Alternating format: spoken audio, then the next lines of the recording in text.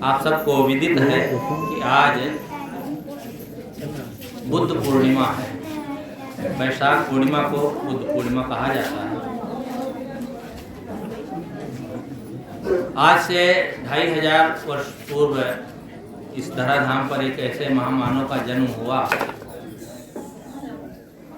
जिसने समाज के लिए एक अनुपम देन छोड़ दिया।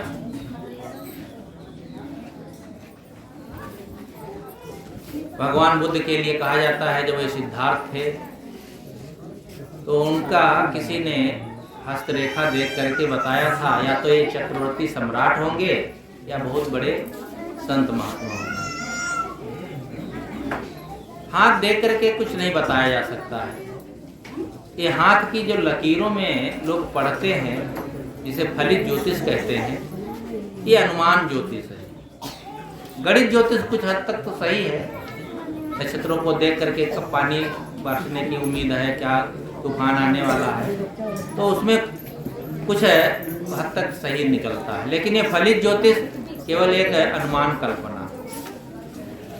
किसी ने हाथ देख करके या कुछ देख करके बताया हो। हाथ की रेखाओं में यदि भाग्य लिखा होता तो किसी किसी का हाथ कट जाता है ना, तो उसका भाग्य गायब, फिर वो कैसे जिंदा रहता है? उसको खाने पीने कहाँ मिले? कुछ ना मिले, क्योंकि भाग्य सब खत्म, हाथ की लकीरों में ही है केवल। तो ऐसा कुछ नहीं होता है। ये उनके जीवन को देख करके, उनके स्वभाव को देख करके, उनके विचार को देख करके, रहनी गहनी को देख करके लोगों ने अनुमान लगा लिया कि ऐसा व्यक्ति ऐसा हो सकता है। बचपन से ही किसी का अनुमान लग जाता है, बड़ा सीधा साधा संत सेवा, तो लोग कहते हैं कि ये लगता है बिल्कुल साधु जैसे। मैं पढ़ाई के पीरियड में घर कम जाता था, संतों के पास बहुत जाता था। तो एक संत नेपाल के ऐसे ही कह दिए, कोई हमारी न चर्चा हुई ना तो कुछ ऐसा कहा, लगता है तुम्हारा पैंट शर्ट कुछ दिन उतरने के बाद साफी में बदल जाएंगे, अचला में बदल जाएगा। अब वो बात मैं कहूँ कि हाँ वो हमको देख करके या हमारे भाग्य को देख करके जान गए, ऐसा कुछ नहीं। वो जीवन को पढ़ लेते हैं महापुरुष, तो किसी ने बताया होगा। लेकिन एक बात तो समझना चाहिए, भगवान बुद्ध जब वो सिद्धार्थ थे तो उनके सामने जो प्रतिकूलताएं आई उनको देख करके वे चेत गए। कहा जाता है मुर्दा को देखे, बीमार को देखे, ये सब देख करके उनको मन में हुआ कि इस संसार में कुछ रखा नहीं। अच्छा, मुर्दा और बीमार आप लोग नहीं देखते हैं, बूढ़ों को नहीं देखते हैं, 90 साल के खटिया पर घिस रहे हैं, देखते हैं कि नहीं? किसको किसको वैराग्य हो जाता है।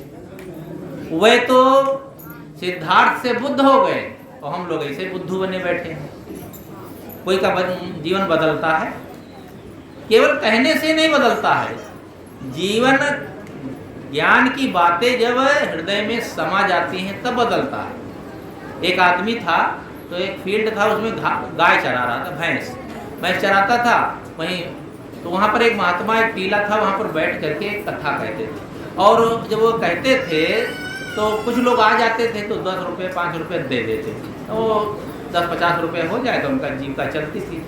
कहते कहते इतना बढ़िया वो बोलने का ढंग हो गया तो ज्ञान वैराग सब प्रकार की बातें खूब अच्छे से कहे। वो 2-4 दिन चरवाहा सुना, बस उसके मन में वैराग हो गया, घर छोड़ करके चला गया, साधु हो गया। 15-20 साल बाद उसने सोचा कि जरा देखें वहाँ पर वो जो पंडित जी कथा कहते थे, वो तो रोज कहते थे, उनको तो निश्चित वैराग हो गया होगा, वो तो चले गए होंगे। जब उनकी बातें 4-6 दिन सुन करके मेरा मन बदल गया। तो गए, देखे बूढ़े बाबा बैठे हैं, कथा कह रहे हैं। पूछा कि यहाँ पर एक, अरे कहा मैं वही हूँ।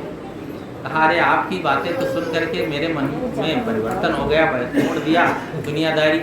कहा आपने जो सुना वो हृदय में धारण कर लिया। मैं तो जो कहता हूँ तो एक पेशा है हमारा जीवन निर्वाह का, कह देता हूँ, लोग कुछ दे देते हैं, घर परिवार चलता है। उन बातों को हृदय में नहीं धारण किया, वो बातें केवल मन तक हैं। एक कान से सुनते हैं लोग, दूसरे कान से निकाल देते हैं, कोई जीवन में परिवर्तन नहीं होता है। तो इस बात को हम समझें कि वो ऐसे महापुरुष जिन्होंने अपने जीवन को बदल दिया कुछ विषम परिस्थितियों को देख करके। हमारे जीवन में कितनी विषम परिस्थितियां आती हैं, कहीं तनिक भी बदलाव नहीं होता है। दुख, भगवान बुद्ध ने कहा कि संसार में दुख है, दुख का कारण है और इसका निवारण है। उन्होंने जीवन से संबंधित बातें ज्यादा कही, लेकिन दुख हम समझते हैं, सबके जीवन में दुख है, परेशानी है, लेकिन कोई बदलाव नहीं होता है। एक कारण और भी था, जब शाक्य वंश और कोलीय वंश दोनों में इस बात का झगड़ा हुआ कि जो रोहिणी नदी थी उसका पानी का प्रयोग दोनों करते थे, तो उसमें जब कभी झगड़ा होता था तो शाक्य वंशों में एक बार बात ये हुई कि लड़ाई लड़ना पड़ेगा, उसके लिए सब शाक्य तैयार रहे, या तो लड़ाई लड़ें या तो फिर देश छोड़कर चले जाएं, नहीं तो उन्हें फांसी दी जाएगी।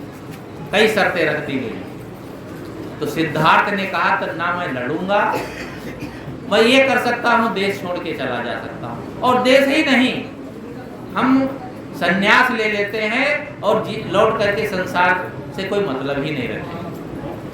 ये जो बात थी खास, अरे बूढ़े और बुजुर्ग को देख करके, बीमार को देख करके ये बात खास नहीं, ये भी उनके जीवन में एक बहुत बड़ी घटना थी।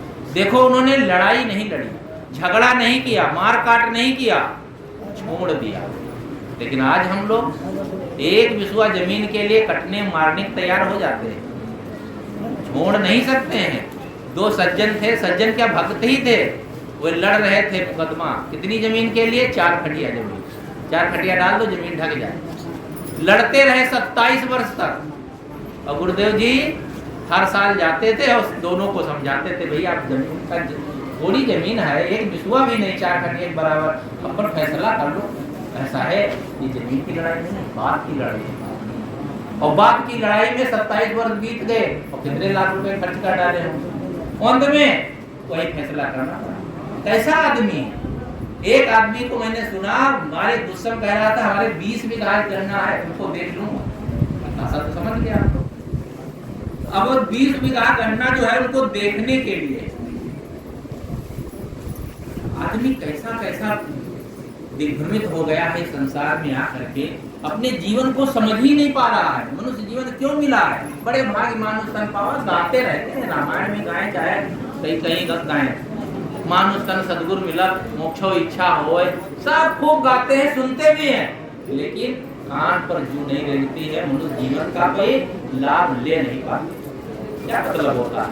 बस लड़ाई झगड़ा मार काट, बस इसी में तू में इस समय जीवन बर्बाद कर रहे हैं। भगवान बुद्ध अगर यही काम करते, राजा हो गए होते, तो आज उनको कोई जानता नहीं। कितने रजवाड़े हुए, मारे काटे लूटे और राज किए, दुनिया भर का खुराफात करके विदा हो गए, आज उनका कोई नाम लेने वाला नहीं। लेकिन ये कैसे, आज आधी दुनिया पर राज कर रहे हैं भगवान बुद्ध, सबके दिलों पर राज कर रहे हैं। दिलों पर राज आप करेंगे कि पब्लिक पर राज करेंगे, ये आपको फैसला करना है। जो पब्लिक पर राज करना चाहता है, लोगों पर राज करना चाहता है, लोगों पर धाक जमाना चाहता है, चौधराना काटना चाहता है, थोड़े दिन के लिए होता है और फिर कोई नाम लेने वाला नहीं, कोई पूछता नहीं। एक पहाड़ था तो वो बहुत बड़ा पत्थर था, तो लोग जाते थे तो उस पत्थर पर अपना नाम लिख देते थे। एक आदमी गया तो देखा चारों तरफ घूम करके, कहीं 1 इंच जगह ही नहीं कि पत्थर पर कहाँ नाम लिखे। तो उससे कहा भैया मैं अपना नाम कहाँ लिखूं? अरे कहा तुम किसी का नाम मिटा दो, उस पर अपना लिख दो। तो कहा कोई दूसरा आएगा तो मेरा मिटा के लिख देगा, और क्या यही होगा। हम सोचते हैं हमारा नाम सदा अमर रहेगा। इतना अमर रहने के लिए हम कब कसे हुए हैं? क्या अमर रहेगा? व्यामोह है केवल। अरे महात्माओं में भी व्यामोह होता, कितने लोग जीते जी समाधि बना देते हैं। पता नहीं हमारे चेले समाधि बनाएंगे कि नहीं बनाएंगे। एक सज्जन थे, कहा गुरुजी हम मर जाएंगे तो हमारे लड़के बड़े दुष्ट हैं, हमारा क्रियाकर्म करेंगे कि नहीं करेंगे, बड़ी चिंता रहती है। गुरुजी ने कहा तुम बड़े मूर्ख हो, अरे जब तुम मर जाओगे तो देखने तो आओगे नहीं, और मर जाओगे तो गंधाओगे तो कहीं ना कहीं तो ठिकाने लगाएंगे, खुद के गाड़ेंगे, जलाएंगे, कुछ करेंगे, तुमको क्या चिंता है? मरने के बाद की भी चिंता है, जिंदा की चिंता नहीं है, मरने के बाद क्या होगा। कैसी कैसी आदमी के मन में भ्रांति सवार है। यह बात हमें सोचना चाहिए, समझना चाहिए, जीवन में उसे उतारना चाहिए। नहीं तो बस ऐसे ही खाते पीते लड़ते झगड़ते जीवन बीत जाएगा, कोई फायदा नहीं होगा। भगवान बुद्ध का जो ज्ञान है वह धरातल पर है, मनुष्य के ऊपर उतरता है। चाहे सदगुरु कबीर का ज्ञान कह लो, आज का परिप्रेक्ष्य में सदगुरु कबीर के साथ साथ में भगवान बुद्ध की जयंती का ये प्रसंग चल रहा है, इसलिए उनको उनके जीवन को याद करना बहुत जरूरी है। नहीं तो आज हम केवल सत्संग सुनेंगे, संतों के पास जाएंगे, भक्ति भजन की बातें सुन करके एक कान से सुनेंगे, दूसरे कान से निकल जाएंगे, कोई फर्क पड़ने वाला नहीं। जीवन में परिवर्तन करें। परिवर्तन कैसे होता है? जब हम इन ज्ञान की बातों को अपनाते हैं। तब सुनते तो हैं, अभी सत्संग में सुन के जाएंगे। एक लड़का मिला, एक गांव में गया था, तो लड़का सत्संग में 2-3 दिन तक नहीं आया, बड़ा प्रेमी था। तो मैंने कहा बेटा तुम 2-3 दिन हो गए सत्संग में नहीं आए। कहा नहीं साहब हम क्या करें, पिताजी जाते हैं सुनाते हैं। अरे उनका पिताजी सुनते हैं तुम भी सुनो। तो कहा साहब फायदा क्या होगा सुनने से? हमने कहा फायदा कुछ नुकसान होता हो तो बताओ, हमें तो लगता है कोई ज्ञान संतों की बातें सुनेंगे तो जीवन में कुछ सुधार तो होगा। कहा साहब हमारे समझ में तो नहीं आता सुधार होगा। पिताजी रोज सत्संग में जाते हैं, सुन के आते हैं तो दरवाजे से गाली देना शुरू करते हैं, ससुरा भी तो वैसे ही बांधा है, अभी चारा नहीं डाला, ये बदमाश लोग, ये देखो मैं नहीं रहूंगा, ये भीख मांगेंगे। और 10-20 साहब बातें ऐसे ही सुना देते हैं। तो हम सोचते हैं सत्संग में यही सुनाया जाता है क्या हमको? अब बताओ अश्रद्धा आदमी को क्यों हो जाती है? ये धर्म में भक्ति में अश्रद्धा का कारण हम सब लोग हैं, अगुआ लोग हैं। अभी देखो नेताजी कितनी बढ़िया बात बता रहे हैं। अच्छी बात कोई भी बताता है मानना चाहिए। ये नहीं है कि भाई वो गृहस्थ है तो उनकी बात क्या, संत लोग कहेंगे तब बात हम ग्रहण करें। अच्छी बात कोई भी कहता है, कोई तंबाकू बीड़ी सिगरेट पीता है, कहता है ये नुकसानदायक है नहीं पीना चाहिए, तो बढ़िया हो, तो प्रैक्टिकल करके बता रहा है। एक महात्मा थे तो बहुत अच्छे बढ़िया कथा कहते थे, बहुत लोग उनके कथा सुन करके नशा छोड़ दिए। और उनका जो सगा भाई था वो खूब शराब पीता था। तो एक सज्जन ने कहा भाई महाराज जी आप सबको तो सुधार दिए, बहुत लोग सुधर गए आपकी वाणी से, नशा छोड़ दिए, लेकिन ये आपका भाई तो शराब बिल्कुल नहीं छोड़ता, ये देखो पीता रहता, कैसा आपका प्रभाव समाज पर कितना अच्छा हो इसका। कहा वो भी तो शिक्षा दे रहा है, हम तो केवल वाणी से शिक्षा दे रहे हैं, थ्योरी बता रहे हैं, वो तो प्रैक्टिकल करके सिखा रहा है। पीता है नाली में गिरता है और देखो ना बता तो रहा है, पी करके क्या दुर्दशा होगी, वो तो प्रैक्टिकल करके दिखा रहा है, वो शिक्षा दे रहा है। तो समझ लो आदमी ये समझ नहीं पाता है कि जीवन में हमें सीख कहाँ से मिलनी चाहिए। आदमी को सीख लेना चाहिए, इसलिए जीवन में हमें ज्ञान मिलता है। ये धर्म के क्षेत्र में, भक्ति के क्षेत्र में कितने लोग हैं कि उस ज्ञान को समझ नहीं पाते। ज्ञान केवल ऊपर रह जाता है, और खास करके अगुआ लोग, चाहे घर का कोई अगुआ हो, मालिक हो, चाहे समाज का कोई अगुआ हो, महंत हो, मंडलेश्वर हो या गुरु हो, कोई भी हो, अगुआ लोग जब तक ठीक नहीं दिशा पकड़ेंगे तब तक पीछे वाले उससे कोई लाभ नहीं ले पाएंगे और श्रद्धा भी नहीं होती है। मुझे इसी पर मुझे एक उदाहरण याद आ गया। एक कथाकार थे, जो कथा वथा कहने लगता है ना तो उनको पंडित जी लोग बोल देते हैं, चाहे किसी जात बिरादरी को। ये जात बिरादरी वाला जो चक्कर है ना, ये दुनिया से गायब हो जाए। कितनी मन में घृणा आदमी के भरी है, मनुष्य को नहीं समझ पा रहा है। इस पर मैं ज्यादा नहीं कहूँगा, अभी तो इस पर आप लोग सुन चुके हैं। आदमी समझ नहीं पाता है, पूछता है। जाति जो होती है उसका अर्थ होता है पैदा होना। जिस प्रकार से पौध पैदा होता है, गधा से और घोड़ी से बच्चे नहीं होते, बिल्ली से कुत्ते से बच्चे नहीं होते, तो उनकी सबकी जातियां अलग अलग। और मनुष्य के किसी कोने का नर हो, कहीं किसी कोने की नारी हो, बच्चे हो जाते हैं कि नहीं हो जाते? तो उसमें जो जातियां कहाँ है? एक ढंग से जो जन्म लेता है उसकी एक जाति होती है, लेकिन फिर बीच में बांटा जाता है और बांट करके वैमनस्य पैदा किया जाता है। तो वे कथा कहते थे तो पंडित जी लोग कहते थे, उनकी कथा में खूब लोग आए, बढ़िया बोलते थे। लोग अच्छे ढंग से बोलते हैं तो उनको लोग सुनने पहुंच जाते हैं। एक बार उनकी जन्मभूमि के पास में उनकी कथा हो रही थी, उनकी घर की जो मालकिन थी पंडितानी, उन्होंने सोचा हम भी सुनाए, बड़े प्रशंसा होती है, तो वो भी गई, महिलाओं में बैठ गई, सुनने लगी। तो लोग सुनते गए, उसमें कुछ लोग आलोचना करने लगे। तो आलोचना इस बात की करने लगे कि महाराज कथा तो बहुत बढ़िया करते हैं, लेकिन ये जो पान वो खाते हैं तमाकू, ये बहुत गलत है। और तमाकू खाते हैं, आदत नहीं छोड़ पाते हैं, वो तो बात छोड़ो, मंच पर ही बैठे पास में रखे रहते हैं, और जो तलब लगती तो मुंह में रख लेते हैं। अरे कम से कम कथा करते समय तो न खाएं। अब ये बात जब पंडितानी ने सुना तो बड़ा खराब लगा। प्रशंसा तो अपने प्रिय की बहुत अच्छी लगती है, अपने प्रेमी की, लेकिन कोई निंदालोचना करे तो कहाँ अच्छा लगेगा। जब कथा होकर के वो घर गए तो सबसे पहले उन्होंने यही प्रश्न ठोक दिया, कहा देखो पंडित जी, आपकी कथा होती तो लोग बहुत प्रशंसा करते हैं, लेकिन इस बात की आलोचना करते हैं जो आप तम्बाकू खाते रहते हैं ना बीच बीच में, और जब मुंह में भरेंगे तो थूकना नहीं पड़ेगा, थूकते रहते हैं, तो आपकी लार थूक की छींटे जब मंच पर पड़ती हैं और व्यास गद्दी पर पड़ती हैं, आगे पुस्तक रखे रहते हैं उस पर पड़ती हैं, ये बड़ा शुद्ध लगता है, लोग आलोचना करते हैं, इसलिए तम्बाकू जल्दी से छोड़ दो। पंडित ने कहा देखो पंडितानी, कहो कथा आधे से छोड़, लेकिन ये फूटी मेरी छूट नहीं सकती। आदत जिसके पड़ जाती है वो फूटी समझ लेता है। उन्होंने कहा देखो तुम्हारी आलोचना कर रहे, तुम मुझे बिल्कुल समझ रखी हो क्या? कल से कोई आलोचना नहीं करेगा, कोई निंदा नहीं करेगा, मैं ऐसी बात करूंगा कि सब प्रशंसा करेंगे। तब पंडितानी खुश हो गई, कहा तब तो तम्बाकू खाओ चाहे गोबर खाओ, हमें खाओ। गए दूसरे दिन बैठे, मंच पर बैठते ही उन्होंने संबोधन में कहा, सज्जनों एवं देवियों, जो व्यास गद्दी पर बैठ करके भगवान का नाम लेता है, कथा करता है, सत्संग करता है, ज्ञान की चर्चा करता है, उसके मुंह से लात थूक की कभी छींटे नहीं निकलती। वे तो पवित्र होती है, गंगोत्री के समान, गंगा के समान। वे तो किसी के ऊपर पड़ जाए, कहीं पड़ जाए, सब पवित्र हो जाता है।